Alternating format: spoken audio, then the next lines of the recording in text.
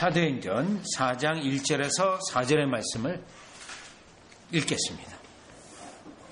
사도들이 백성에게 말할 때에 제사장들과 성전 맡은 자와 사두개인들이 이르러 예수 안에 죽은 자의 부활이 있다고 백성을 가르치고 전함을 싫어하여 그들을 잡음에 날이 이미 저물었으므로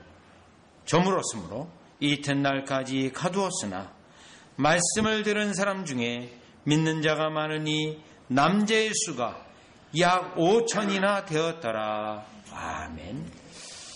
오늘 사도행전 4장의 말씀은 3장의 1절 이하에 성전에 기도하러 올라가다가 미문에서 태어날 때부터 안진병이었던 자를 고치고 또 많은 사람들이 놀라할 때 베드로와 요한이 설교를 하게 되었습니다. 그리고 그 설교하는 내용이 4장까지 계속이 되어집니다. 그런데 그 설교할 때 그들을 핍박하는 자가 일어나게 됩니다. 물론 그들을 핍박할 때 4장 1절에 보니 사도들이 백성에게 말할 때라고 되어 있어요. 분명히 사도행전 3장에는 베드로의 설교가 있어요. 그러나 사도 요한도 함께 있었습니다. 그런데 4장 1절을 보니 사도들이라고 말해요. 베드로가 설교하고 사도 요한이 또한 가르치고 있음을 알 수가 있습니다. 즉 두 사도가 열심히 설교하고 가르칠 때에 분명히 오늘 4절에 보면 믿는 자가 일어났어요. 하나님의 역사입니다. 그럼에도 불구하고 한편에는 이 두 사도를 잡아서 지금 말씀을 전하고 가르치는데 딱 중단시켜요. 그리고 두 사도를 붙잡아 감옥은 아니에요. 개인적으로 그들을 억제하고 가두어서 말씀을 전하지 못하게 하는 내용이 오늘 본문의 4장 1절에서 4절까지의 내용이 그러한 내용입니다. 자, 여기서 알 수 있는 것은 분명히 하나님의 역사가 일어나고 하나님이 구원받는 백성을 일으키고 사도들이 열심히 말씀을 사역하는 가운데 하나님의 역사가 분명합니다.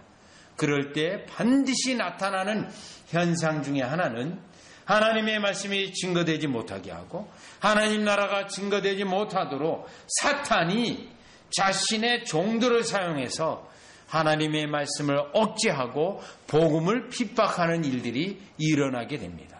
자, 이런 현상은 여러분들이 예수 그리스도를 열심히 믿고 또 어떻게든지 영적인 삶을 살려고 애쓰고 성경을 읽고 경건한 삶을 살고자 할 때 반드시 이것을 미워하는 마귀의 종들을 동원을 해서 여러분들에게 어려움을 주고 환난을 주고 고통을 줄 수 있다라는 것입니다. 지난주 금요일에 시편 54편에 다윗이 형제들에 의해서 어려움을 당하는 것을 보게 됩니다. 그 형제들이란 다윗이 믿음의 사람으로 인정했고 또 같은 이스라엘 백성으로 하나님의 백성이라고 여겼던 그들이 원수가 되어서 다윗을 핍박하고 다윗을 죽이려고 하는 일들이 일어났는데 오늘 사도행전 4장에 사도들이 경험하고 있는 내용이 바로 그러한 내용으로서 우리는 이 땅에서 하나님에게 가까이 갈수록 영적인 삶을 살수록 경건하게 살수록 핍박과 어려움이 오게 되는데 그 핍박과 어려움이 먼저는 교회 속에서 있을 수도 있고요. 믿음의 사람들로부터 교회 다니는 사람들로부터 신앙이 있다고 하는 사람들로부터 올 수 있습니다. 그리고요. 오늘 사도행전 4장은 외인 예수 믿지 않는 예수 그리스도를 반대하는 세상의 사람들로부터 올 수 있습니다. 그런데 오늘 이 4장 1절에서 4절은 가장 종교적이라고 할 수 있는 그들로부터 복음을 핍박하는 일이 왔다라는 것입니다. 그러면 이것을 통해서 우리가 첫째로 깨달을 수 있는 것은 종교적인 자, 신앙이 있다고 하는 자들로부터 우리의 믿음을 없이 하려고 하고 우리로 하여금 바른 신앙, 참된 복음에 있지 않도록 공격을 하는 일이 있는데 첫 번째 내용입니다. 1절이에요. 사도들이 백성에게 말할 때에 지금 설교하고 가르치는 중에 제사장들과, 자, 이 제사장은 이스라엘 백성 가운데 가장 믿음이 있다고 여겨지는 사람입니다. 제사장들은 제사를 드릴 뿐만 아니라 백성들에게 율법을 가르치는 가장 최고위층입니다. 자, 이스라엘은 신정국가이기 때문에요. 제사장이라는 것은 왕 다음으로 사실은 굉장히 높은 지위에 있는 사람이에요. 또 종교적인 사람이에요. 그가 그리스도의 복음을 반대했고 십자가의 죽음으로 몰아가는 데 일조했고 예수님이 십자가에 돌아가셨고 부활하셨는데 하늘로 올라가셨는데 여전히 예수 그리스도를 반대하고 있고 예수 그리스도를 증거하는 사도들을 반대하고 있습니다. 자, 여기서 알 수 있는 것은 가장 종교적이며 백성들에게 율법을 가르치는 권위 있는 자가 예수 그리스도의 복음을 반대하고 사도들을 억제했다라는 것입니다. 그 다음에요, 성전 맡은 자와라고 되어 있어요. 이 성전 맡은 자는 성전을 지키는 자들입니다. 이 사람들은 레인이에요. 레인들은 특별히 하나님의 사람들로 성전을 지킬 뿐만 아니라 하나님께 드려지는 예배, 제사와 관련해서 특별히 훈련된 자고 특별히 구별된 자이고 이들은 심지어 하나님으로부터 땅의 유업을 받지 않고 하나님만 바라보고 살아갈 수 있도록 되어진 그러한 인물들입니다. 그러한 사람들입니다. 그런데요, 정작 본문에서 나타난 이들의 모습은 예수 그리스도의 복음을 핍박하고 사도들을 핍박하고 있는 모습을 보게 됩니다. 자, 그러면 여기 나와 있는 또 하나의 부류의 사람은 사두개인입니다. 사두개인인데 이 사두개인은 마태복음 16장에 보면 마태복음 16장부터 예수님의 자신이 고난받을 것을 말씀을 해요. 이때 예수님을 핍박하고 예수님을 반대했던 가장 최첨단에 나섰던 사람이 누구냐면 사두개인입니다. 바리새인과 사두개인인데요. 그래서 오직했으면 예수님이 바리새인과 사두개인의 누룩을 주의하라, 그들의 가르침을 주의하라고 경고까지 했습니다. 그런데요, 예수님의 부활을 믿지 않고 싶어하고 예수님의 부활에 대하여 끝까지 부정하고 싶은 이 사두개인들이 지금 사도들의 설교를 못하게 하고 지금 억제하고 있습니다. 이 사두개인은 어떠한 종류의 사람이냐면 오늘날로 따진다면 자유주의 신학이에요. 자기들이 믿고 싶은 대로 믿는 그러한 신학에 해당이 되어져요. 이성적 신학자들이에요. 성령의 역사보다는 이성적 판단으로 성경을 해석하고 그와 같이 살아가는 자들이에요. 여러분, 이 시대의 가장 자유주의자의 초점은 어디에 있냐면요, 교회들이 있어요. 이들의 교회들이 분명히 있습니다. 많아요. 그런데 이 자유주의자들이 이 시대의 복음을 가지고 주장하는 것은 세계평화예요. 세계평화. 자, 특별히요. 자, 예수 그리스도로 말미암은 구원의 은혜가 아니고요, 세계 평화를 강조하면서 지금 평화롭게 사는 것이 구원받는 거라는 강조를 합니다. 사두개인하고 똑같아요. 많은 사람들이 이들의 말에 속아서 마치 구원은 이 시대에 평화롭게 사는 게 구원이라고 하는 것을 깨달아 이러한 자유주의자들이 오늘날 이 시대에 강조하고 있는 것은 제발 팔레스타인 싸우지 말고 평화롭게 살라. 평화롭게 살라. 그 주장을 지금 전 유럽에서 특별히 스위스 제네바에 본부가 있는데 그 본부를 통해서 이러한 주장을 지금도 하고 있습니다. 그러면 이들의 특징은 한결같이 공통적인 특징은요, 자신의 권위를 이야기하고요, 인간적이고 세상적이고 정치적이고 특별히요, 이 세 부류 모두 다 세상적인 것 마음에 가득 차 있다라는 것입니다.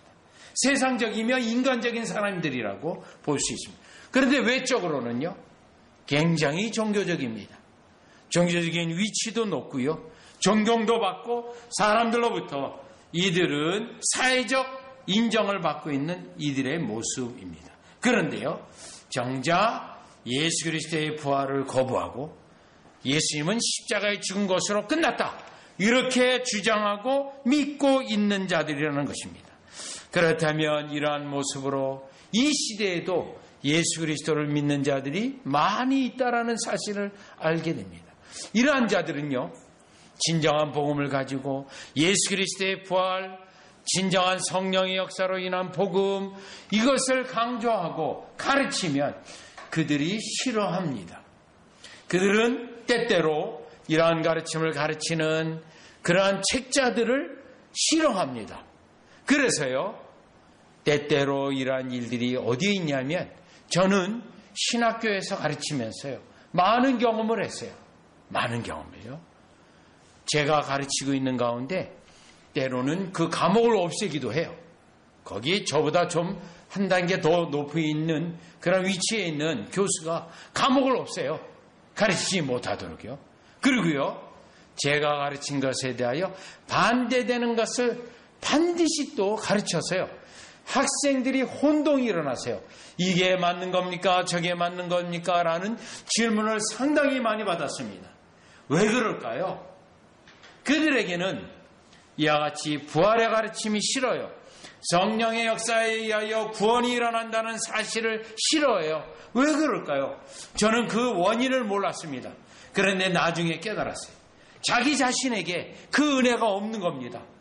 그렇기 때문에 그 가르침과 그 가르침의 내용은 자기 자신에게 너무 부담이 되어져요. 그래서 실제로 저에게 김 교수 더 이상 그거 가르치지 마 라고, 저보다 훨씬 높아요. 제가 교무처장이면 그 사람은 훨씬 높은 위치에 있어요. 또요, 심지어는 학교를 세운 이사장마저도 여러분 그 가르침을 반대하고 가르치지 말라고 하는 그러한 요구를 받게 됩니다. 왜 그럴까요? 여러분요, 우리에게 일어나는 가장 복음에 대한 반대는 가까운 곳에서 일어나게 되는데, 그 원인이 있어요.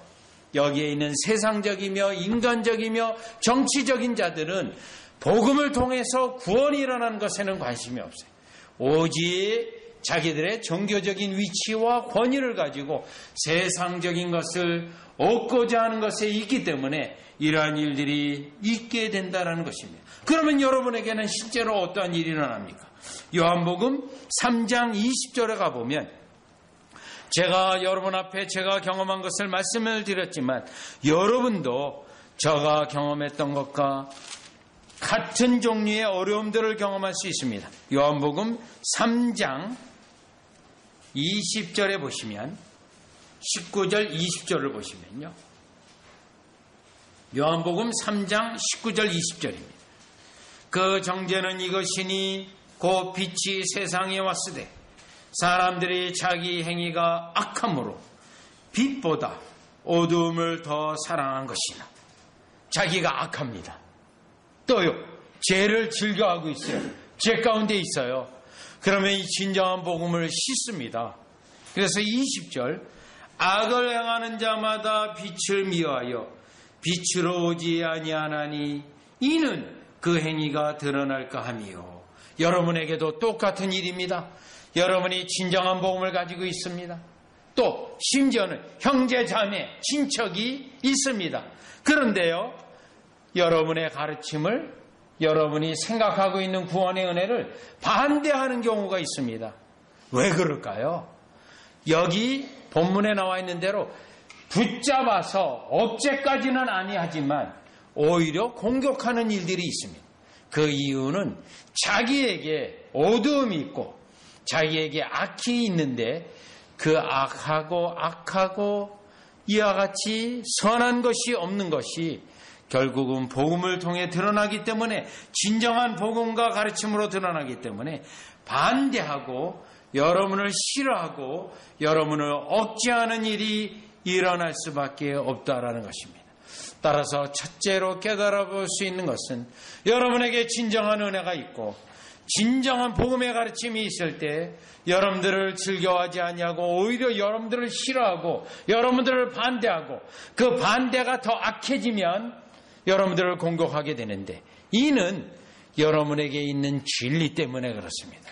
따라서 이 진리를 가지고 있는 이것 때문에 일어나는 것이므로 여러분이 실망하지 아니하고 여러분이 그것 때문에 오히려 시험에 들는 것이 아니라 하나님 앞에 올바른 복음을 가지고 진리 가운데 있다는 것에 대하여 감사하는 여러분이 되어지시기를 주 예수 그리스도 이름으로 축원합니다.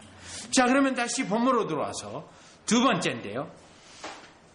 이와 같이 복음에 대하여 핍박할 때 첫 번째 원인은 그들 자신에게 복음을 통해서 죄가 드러나기 때문에 은혜가 없는 거가 드러나기 때문에 반대한다고 돼 있어요. 억제한다고 돼 있어요. 두 번째는요. 가르침을 싫어하기 때문에 억제하고 반대하는데 2절이에요. 2절. 예수 안에 죽은 자의 부활이 있다고 백성을 가르치고 전함을 싫어하고 가르침 자체를 싫어해요. 부활의 교리를 싫어합니다. 부활의 교리를요. 자, 이들은 사두개인이 특별히 이 안에 있잖아요. 사두개인들은 너무너무 세상적이기 때문에요. 부활의 교리를 싫어해요. 왜요? 부활이라는 것은 하나님의 심판을 의미하는 교리입니다. 그러면 이 땅에 마음껏 내 마음대로 살아가기를 원하는데 마지막에 심판이 있다는 거예요. 부활해서. 너무너무 싫은 거예요. 즐겁게 놀다가도 너무 기분 나빠지는 거예요. 그렇기 때문에 오늘 본문의 4장 2절에 있는 것처럼 부활이 있다고 백성을 가르치고 전함을 싫어하게 되는 거예요. 예수님의 심판 때문에. 자, 그러면 이 부활 교리와 예수님의 심판 교리는 얼마나 중요한 교리냐면 사도행전 10장을 가보세요. 사도행전 10장을 가보시면 42절이에요. 사도행전 10장 42절을 보시면 우리에게 명하사 백성에게 전도하되 모든 백성에게 말씀을 전하라는 거예요. 하나님이 살아있는 자와 죽은 자의 재판장으로 정하신 자가 곧 이 사람인 것을 증언하게 하셨고, 뭐죠? 예수님의 재림이에요. 예수님의 재림.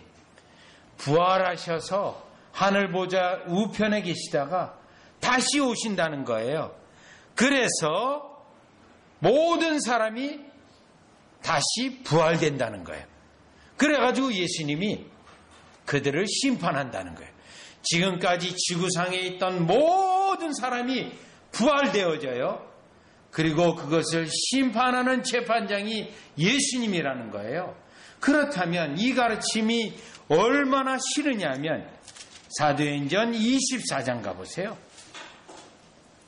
24장 25절로 가보시면 세상적이고 정치적이고 이 세상의 즐거움에 빠져있는 자는 이 가르침이 너무 싫습니다. 왜요? 다 심판받는다고 하니까요. 25절이요. 바울이 의와 절제와 장차 오는 심판을 강론하니 이게 부활교리예요. 모든 사람이 부활되어져서 그리스도의 심판대 앞에서 서게 되어지고 심판받는다는 거예요. 그러면 이 가르침이 우리에게 적용되면 뭡니까? 여러분에게 있는 건강, 주님을 위해서 섰습니까? 안 썼단 말이에요. 그러면 심판대 앞에 서서 건강을 주었는데 그 건강을 가지고 오히려 세상적인 것에 사용하지 않았는가? 이거를 우리 주님이 일일이 따져 묻는다는 거예요. 그리고 심판한다는 거예요. 여러분에게 있는 재물, 이걸 가지고 뭐 어디에 썼는가? 주님이 다 아시겠죠. 재림에 서서 물어보시겠죠. 엉뚱한 데 썼다거나 또요. 그 재물을 가지고 세상적인 것에만 사용했다거나 하면 역시 일일이 따져서 질문이 있겠고 우리에게 물어볼 거 아닙니까? 더군다나 고린도전서 7장 31절에는 이 세상의 물건을 다 쓰지 못하는 자와 같이 하라라고 하는 우리 주님의 명령이 있어요. 우리가 흥청 마음껏 쓸 수가 없는 존재. 우리 주님이 우리에게 주셨다 할지라도 여러분이 수고해가지고 재물을 얻었다 할지라도 그럴 수 없거든요.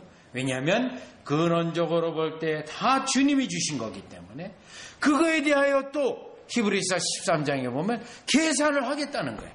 다 따져보겠다는 거예요. 우리 주님이요. 그러니 우리가 이 땅에서 화려한 삶을 살 수가 없는 거예요. 살고 싶어도요. 여러분의 모든 일거수일투족이요. 왜냐하면 오늘 본문에 나와 있는 것처럼 24장의 25절에 있는 것처럼 다시 장차 오는 심판을 강론하기 때문에 그래요. 그러니 25절에 보니 벨리스가 두려워하여 대답하되 지금은 가라.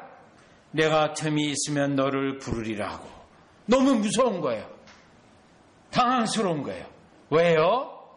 화롭게 살고 정치적인 권력을 가지고 마음껏 살고 있는데 이렇게 말하니 두려운 겁니다.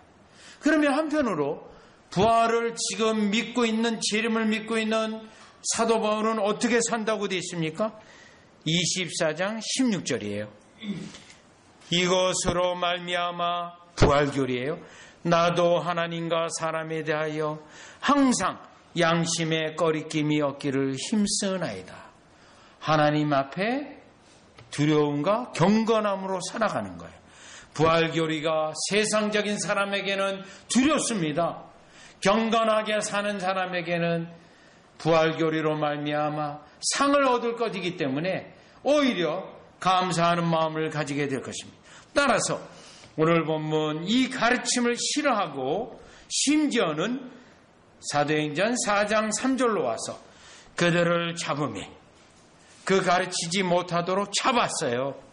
날이 이미 저물었으므로 이튿날까지 가두었습니다. 이건 감옥은 아니에요. 자기 개인의 집인데요.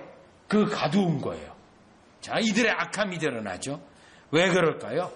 세상적으로 살아가는 자들이 이 경건한 삶을 요구하고 있는 이 부활교리가 너무나도 싫기 때문에 이 두 사도를 가두어서 붙잡아서 가두었다라는 겁니다. 여러분과 저가 이 땅에 예수님의 재림, 부활교리 때문에 경건하게 살 때 여러분을 반대하고 싫어하는 자들이 있습니다. 여러분들의 경건한 삶을 비난하는 자들이 있습니다. 여러분들이 그들과 똑같이 함께 살아가면 비난하지 않아요. 여러분에게 어려움이 없어요. 그런데 어떻게든지 경건하게 살고자 하면 친한 친구들이 비난하고 또 가까이 있는 사람들이 여러분을 비난하고 또 핍박하는 일들이 일어나게 되는데 이것은 우리가 이 땅에서 그리스도의 재림을 바라보고 부활교리의 중요성을 깨달아 여러분을 하여금 더욱더 경건하게 살게 하는 우리 주님의 목적임을 깨달아 여러분들을 비난하고 여러분들을 가지고 있는 복음을 핍박할 때 그것을 어려워하거나 힘들어하지 아니하고 하나님 앞에 인정받는 하나의 방법임을 깨달아 오히려 감사하는 여러분이 되어지시기를 주 예수 그리스도의 이름으로 축원합니다. 자, 그러면 다시요. 사도행전 4장의 4절로 오시면 이러한 어려움 속에 핍박 속에 우리에게는 어려움과 핍박과 고난으로 끝나는 것이 아니라 승리의 삶이 있다라는 겁니다. 반드시 진리와 진정한 복음, 경건한 삶은 승리가 있다는 거예요. 하나님의 축복이 있다는 것인데 4절 보시죠. 말씀을 들은 사람 중에 중요해요. 여기요. 말씀을 들은 사람 중에 자 그러면 말씀을 듣는 사람들이 가운데 몇 명인가 보는 거예요. 믿는 자가 많으니 자 그러면 말씀을 듣는 사람은 믿는 자보다 훨씬 더 많다는 거죠. 예를 들어 지금 말씀을 듣는 사람들 중에 남자의 수가 약 5천이나 되었더라. 여러분 여기서 세 단계로 봐야 돼요. 남자가 믿는 남자가 5천 명. 그럼 여기 누가 빠져 있어요? 믿는 여성이 빠져 있어요. 믿는 아이들이 빠져 있어요. 그들은 숫자에 넣지 않거든요. 그러면 믿는 남자만 5천 명이에요. 그러면 믿는 여성들도 있고 믿는 청소년도 있다라는 거예요. 그러면 몇 명이라도 할까요? 훨씬 많겠죠. 그리고요, 여기에 하나 더 추가를 하면 말씀을 들은 사람 중에, 그럼 말씀을 듣는 사람은 어느 정도 될까요? 더 많겠죠. 최소한 말씀을 듣는 사람을 우리가 2만 명으로 본다면 거기에 믿는 여성과 믿는 청소년까지 하면 실제로 믿는 이는 10,000명, 15,000명도 될 수 있다는 거예요. 여러분, 만약에 듣는 사람이 3만 명, 4만 명이라면 훨씬 더 많은 사람들이 지금 말씀을 듣고 믿고 있다는 겁니다. 무엇을 의미하냐면 한쪽에서는 핍박하여 말씀을 전하지 못하게 강력한 조처를 취하지만 하나님은요, 인간이 억제하고 인간이 막는 것에 대하여 하나님은 장애를 느끼고 하나님은 그것에 대하여 불편함을 느끼고 하나님의 역사를 못 이룰까요? 아닙니다. 하나님은 인간이 아무리 하나님의 역사를 억제하고 반대하더라도 하나님은요, 전능하신 하나님, 모든 영의 하나님이에요. 그래서 그들의 마음을, 심령을 바꾸시고 그들의 심령에 믿음을 일으켜서 하나님의 역사를 일으킨다는 겁니다.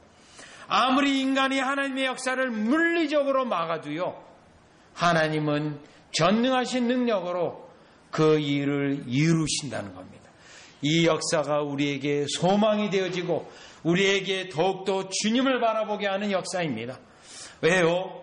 오늘날 이 시대에도 하나님의 복음을, 그리스도의 복음을 반대하고 억제하는 그러한 나라들이 있습니다. 중국이 대표적인 나라고요. 인도가 대표적인 나라예요.